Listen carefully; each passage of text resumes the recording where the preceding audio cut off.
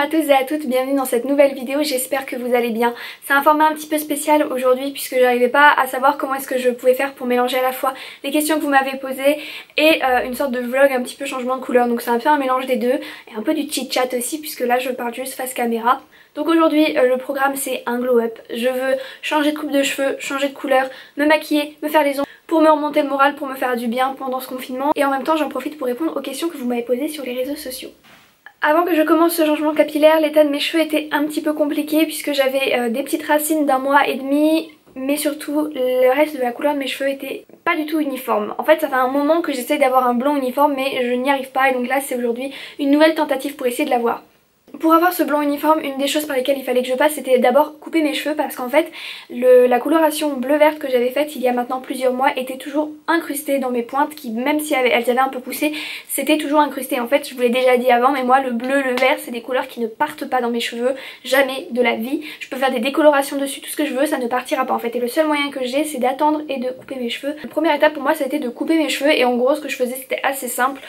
J'ai coupé mes cheveux à partir à peu près des épaules et tout ce qui était vert en fait je le coupais et en fait ça a plutôt permis de faire une sorte de dégradé. J'ai commencé par faire ça il y a quelques jours, à couper mes cheveux comme ça petit à petit, je revenais dessus, j'ai fait d'abord mouiller et une fois que c'était sec je suis revenue aussi plusieurs fois.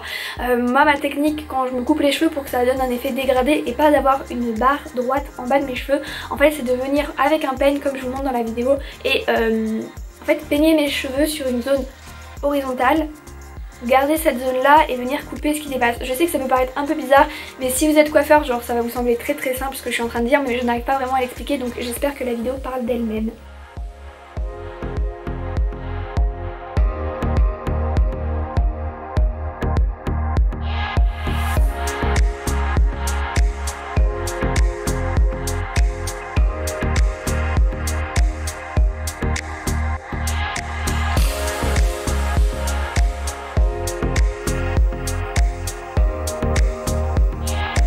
Une fois que j'ai fait ça, je me suis pas lavé les cheveux pendant peut-être une semaine et j'ai fait des bains d'huile pour essayer de restaurer un maximum mes cheveux. C'est vrai que c'est un des trucs qui est commun au premier confinement et au deuxième confinement pour moi, c'est d'arrêter complètement de me laver les cheveux. De toute façon je sors pas, j'attrape pas la pollution mais j'ai l'impression que mes cheveux ne se salissent pas tant que ça. Juste ils vont graisser et en fait ce sébum naturel va vraiment venir aider à protéger mes cheveux qui sont très endommagés puisqu'ils sont décolorés à blanc. Ensuite mon copain m'a aidé à décolorer mes racines, il a fait un super job, c'était top. Et donc l'étape suivante pour moi ça a été de faire la patine pour corriger le blond jaune que j'avais dans les cheveux. Donc c'est parti, je vais répondre aux questions qui m'ont été posées sur Instagram tout en préparant ma patine puisqu'actuellement donc j'ai refait bien correctement mes petites racines et je veux pas rester comme ça blond décoloré. C'est un truc que je faisais pas trop avant, quand j'ai commencé un peu à me colorer les cheveux. Je faisais pas de patine forcément parce que souvent derrière je venais colorer avec des colorations pastel, je me souviens je faisais pas mal de bleu pastel, de violet pastel, etc. Ce qui fait que je me disais bah ça sert à rien de patiner en fait. Et c'est pour moi une erreur que j'ai faite au début. Donc là je commence par mettre mon développeur donc qui est un développeur 20 volumes donc c'est un peu trop élevé pour une patine puisque donc une patine c'est pas comme une coloration permanente, c'est pas une coloration semi-permanente, c'est un ton sur ton et en fait ça va vraiment juste venir teinter le cheveu. Il va pas y avoir d'action de foncir ou d'éclaircir le cheveu mais seulement de venir changer la teinte du cheveu. Donc c'est ça qui nous intéresse puisque moi actuellement donc je suis blonde pisse là, ça ne va pas du tout et je n'en peux plus de voir des gens qui se décolorent les cheveux mais qui font pas de patine après et qui du coup se trimballent avec un genre de blond dégueu là. Et d'ailleurs je m'excuse pour toutes les personnes à qui j'ai déjà décoloré les cheveux sans faire de patine après. En vrai avec le recul maintenant je me dis que ça se fait pas. J'ai jamais testé encore cette gamme là, c'est L'Oréal Dialight. J'ai pris la teinte 10-12 Milkshake glacé nacré. C'est censé être un blond très froid, très neutre, c'est ce que je voulais. On va voir si ça marche bien. Donc j'ai pris un 20 volumes, c'est un peu trop normalement pour faire une patine. Donc je vais rajouter un peu d'eau pour diluer. Comment ça se passe le confinement pour toi? Eh ben écoutez, moi ça va plutôt bien. Je suis vraiment confinée de chez confinée, moi je travaille... J'ai mes études et je télétravaille chez moi, donc je ne quitte pas cet appartement, cette pièce où je suis actuellement en train de filmer. C'est un petit peu dur, j'ai des parcs pas loin donc je peux sortir pour aller faire des tours donc ça va, c'est pas non plus la guerre. Où est-ce que tu aimerais voyager dès que tu le pourras? J'aimerais juste voyager quelque part, mais surtout avoir l'opportunité de faire des choses en voyageant. Le dernier voyage que j'ai fait c'était à Londres et on avait pu aller dans un musée. c'était cool, mais si c'est voyager, ne pouvoir faire aucune activité, ça m'intéresse pas trop. Et c'est parti, je vais aller m'appliquer ça dans la salle de bain parce que c'est le seul endroit où il y a un miroir. Alors il y a eu énormément de questions sur mes études. Je suis aux Beaux-Arts et ce que j'allais faire après et comment est-ce que je m'en sortais en ce moment avec le confinement et tout ça. Donc je vais en parler dans la deuxième partie de cette vidéo parce qu'il y a pas mal de questions et que je veux pas dire de bêtises et que je vais être concentrée pour faire donc la correction de mes racines. D'abord commencer par appliquer la patine ici et ensuite j'étalerai en fait sur le reste des longueurs.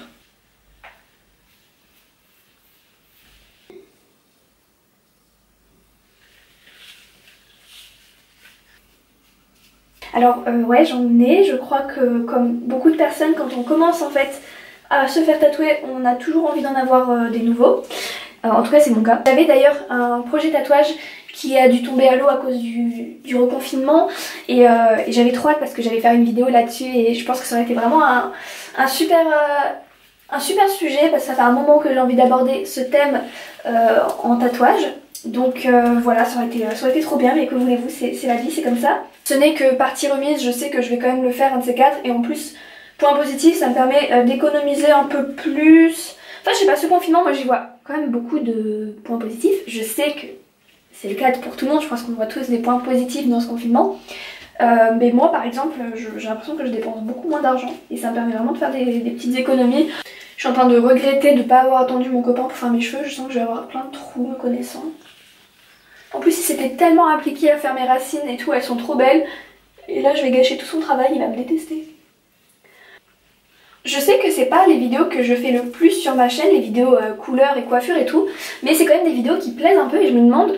En fait le truc c'est que sur ma chaîne, comme il y a énormément de thèmes abordés, je sais qu'il y a pas mal de gens qui me suivent pour différentes raisons et qui du coup regardent pas toutes mes vidéos.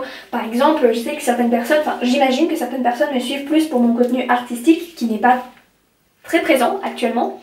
Merde, j'ai oublié de protéger mes piercings. Les piercings ça réagit pas très bien à l'oxydation.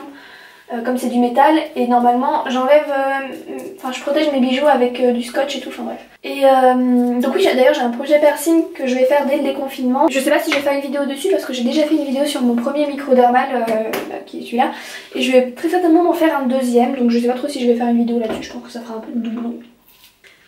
Et donc oui je disais que c'est drôle que justement vous m'ayez posé pas mal de questions sur mes études parce que justement c'est la prochaine vidéo que j'avais prévu de faire dans mon planning de vidéo là. Mais si ça peut vous intéresser, bah écoutez je suis contente et je suis ravie de savoir qu'il y a des personnes qui font des études d'art ou qui sont artistes ou qui veulent le devenir, qui me suivent parce que bon c'est quelque chose qui moi-même m'intéresse beaucoup donc ça me fait plaisir de ne pas être la seule dans ce cas là. Écoutez, je vous retrouve une fois que j'ai rincé pour voir si ça se passe mieux. J'ai rincé la patine, j'ai fait un soin et maintenant je le laisse sécher dans ma serviette et je vous montre le résultat juste après. Mais maintenant je vais répondre un petit peu à des questions qui concernent maintenant mes études, mon avenir socio-professionnel. C'est super moche de faire sortir mes oreilles comme ça. Est-ce que tu es encore en train de faire des études en école d'art ? Est-ce que cette expérience a été enrichissante d'après toi ? Est-ce que tu pourrais montrer ce que tu as fait comme œuvre si tu en as déjà fait ? Alors, est-ce que je suis encore en train de faire des études d'art? Oui, j'ai eu mon DNA, donc diplôme national d'art, qui est l'équivalent d'une licence l'année dernière, après 4 ans aux Beaux-Arts. Là je suis entrée en 4e année cette année, et donc théoriquement il me reste encore 4e année et 5e année à faire, donc normalement je suis diplômée d'un master l'année prochaine. Je ne vois rien du tout de ce que je fais, c'est terrible. Oh, mais qui fait ça? Qui arrive à se maquiller avec un retour caméra? Donc je suis toujours à un cursus aux Beaux-Arts. Comment ça se passe? Eh bien écoutez, pour l'instant il y a des hauts débats, on est en confinement donc je ne vais pas à l'école en ce moment, donc c'est un peu compliqué puisque je travaille de chez moi avec des profs par mail, par Skype, par téléphone, donc c'est une manière de travailler qui n'est pas forcément très naturelle et très agréable. Est-ce que cette expérience a été enrichissante d'après toi? Alors très honnêtement, même si je me plains beaucoup de ces études comme étant assez difficiles, dans lesquelles je me sens assez seule et pas forcément très à l'aise, ça a été pour moi, je pense que ça a été la meilleure décision que j'ai faite de ma vie d'entrer aux Beaux-Arts. J'ai appris énormément sur moi principalement. J'ai pris la décision de devenir végane, je me suis beaucoup plus investie sur un point de vue environnemental et écologique que je ne l'étais quand j'étais encore au lycée, voilà, parce que je suis entrée directement après le lycée donc... Bon écoutez, tant pis si vous voyez la couleur de mes cheveux, mais c'est vraiment trop chiant ça. Est-ce que tu pourrais montrer ce que tu as fait comme œuvre si tu en as déjà fait? Alors bah justement, j'ai prévu justement de faire une vidéo, c'est drôle, c'est super drôle que vous m'ayez posé autant de questions sur mes études parce que justement en fait je comptais faire une vidéo la semaine prochaine où je vous emmène un peu avec moi dans mon quotidien en fait en tant que étudiant en art et voir comment est-ce que je travaille, sur quoi je travaille, vous montrer un petit peu mes centres d'intérêt et tout ça. Et du coup ouais, c'est ce qui arrive la semaine prochaine, je pensais pas du tout que c'est une vidéo qui pourrait intéresser. Ensuite il y a un très long message mais je vais quand même prendre le temps de le lire. J'aimerais bien que tu abordes le sujet de tes études d'art dans cette prochaine vidéo, que tu nous parles éventuellement de ta pratique artistique. Il me semble que tu as effleuré la question un petit peu dans d'autres vidéos. Ce sur quoi se porte ta recherche plastique, ta réflexion et les questionnements qui t'intéressent d'exploiter dans ton étude, peut-être les artistes, philosophes qui t'inspirent, exploiter aussi l'idée de ce que les études d'art t'ont apporté de bénéfique jusqu'à maintenant dans la construction de ton identité plastique et conceptuelle, ce que tu envisages de faire par la suite, pas forcément dans le cadre professionnel, mais tes projets en tant que jeunes artistes, etc. Je ne peux pas dans cette vidéo vous parler forcément de de ma pratique plastique et de tout ce que j'ai fait en fait depuis que je suis entrée au Beaux-Arts parce que ce serait pas possible en fait, c'est juste un chit chat, on n'est pas là forcément pour parler d'art et tout ça, mais je suis très contente que ça puisse vous intéresser. Voilà, je pense que je vais vraiment en faire plusieurs vidéos parce que ça risque d'être un peu long pour parler de tout ça. Ok, donc là je viens de faire mon trait d'eyeliner. En fait j'ai pas énormément de maquillage là sur moi donc je peux pas faire grand chose, je vais juste essayer d'avoir l'air un peu plus pimpé. Les non vegan, est-ce que tu en penses? Alors en fait ça me fait rire parce que je crois que beaucoup de gens se méprennent beaucoup sur le véganisme en règle générale, tu sais, comme une sorte de les véganes extrémistes et tout le temps énervés, en colère, je sais pas quoi, ce genre de cliché qui n'existe pas en fait. J'ai jamais rencontré quelqu'un de comme ça personnellement. Juste un truc que je voudrais préciser, c'est que la plupart de mes connaissances, famille, amis ne sont pas véganes. Et pour autant je les aime quand même, hein. C'est pas ça. Je pense pas que les non véganes soient une seule et même entité où on peut tous les mettre dans le même panier, qui sont tous pareils. Je pense que voilà, il y a des gens qui font attention, il y a des gens qui font des efforts, il y a des gens qui n'arrivent pas à changer, il y a des gens têtus, il y a des gens etc. Il y a plein de choses en fait. Du coup ça me semble compliqué de répondre à cette question. Mais je l'ai trouvé intéressante parce que c'est aussi un des prochains sujets de vidéo que je vais aborder, donc voilà, ça tombait bien. En parlant de vegan justement, je me mets mon rouge à lèvres préféré qui est de la marque Emma, qui est de la gamme B, donc BAE, et qui est une gamme vegan, voilà, et je l'aime trop. C'est une amie qui me l'a offerte et si tu regardes cette vidéo, bah, tu sais que voilà, c'est mon rouge à lèvres préféré, je le porte H24. Je l'aime trop. Voilà pour le maquillage. Maintenant je vais aller faire mes ongles, m'habiller et faire mes cheveux. J'ai acheté ce produit, c'est une huile protectrice pour la chaleur parce que j'en avais pas.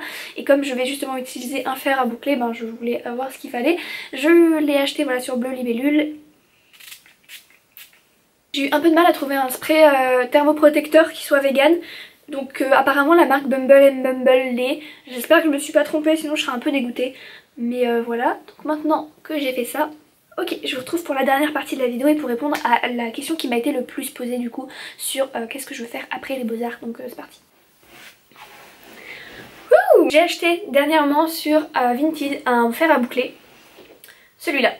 J'ai jamais eu de fer à boucler comme ça et je me souviens qu'à une époque sur YouTube c'était la grosse mode, genre tout le monde avait les New Me là, je sais pas si vous vous souvenez, tout le monde en voulait, tout le monde en achetait, bref. Sauf qu'en fait j'ai jamais utilisé ça donc je savais pas faire, j'ai tellement eu du mal à trouver un tutoriel qui montrait genre comment faire des boucles avec un fer à boucler parce qu'en fait aujourd'hui genre toutes les nanas elles utilisent pas, elles utilisent des fers à lisser quoi, enfin bref. Et du coup je suis tombée sur des vieux tutoriels de 2013, donc vraiment l'époque de YouTube où c'était ça quoi. Ouais, bref, super drôle. Je suis vraiment très nulle, donc il me reste juste la partie du haut à faire et j'ai terminé. Donc la dernière question à laquelle je voulais répondre dans cette FAQ, c'était la question par rapport à mes études et à ce que je veux faire après mes études. Écoutez, je crois que je vais vraiment pas réussir à me boucler les cheveux, déjà que je suis super nulle en utilisant genre juste le retour caméra. Donc écoutez, je finis mes cheveux et je reviens. Wouh, voilà le résultat final. Je trouve que ça me fait vraiment prendre conscience qu'en fait j'ai coupé mes cheveux vraiment très courts et qu'en fait maintenant j'ai un carré. Mais écoutez, j'aime plutôt bien. Et pour répondre du coup finalement à cette dernière question, écoutez, je ne sais pas encore ce que je veux faire après mes études. Mais je pense que j'en parlerai plus dans la vidéo de la semaine prochaine. Donc si ça vous intéresse, restez là jusqu'à la semaine prochaine. N'hésitez pas à vous abonner, à liker la vidéo. Et je vous souhaite une bonne semaine. En attendant, prenez soin de vous. Salut!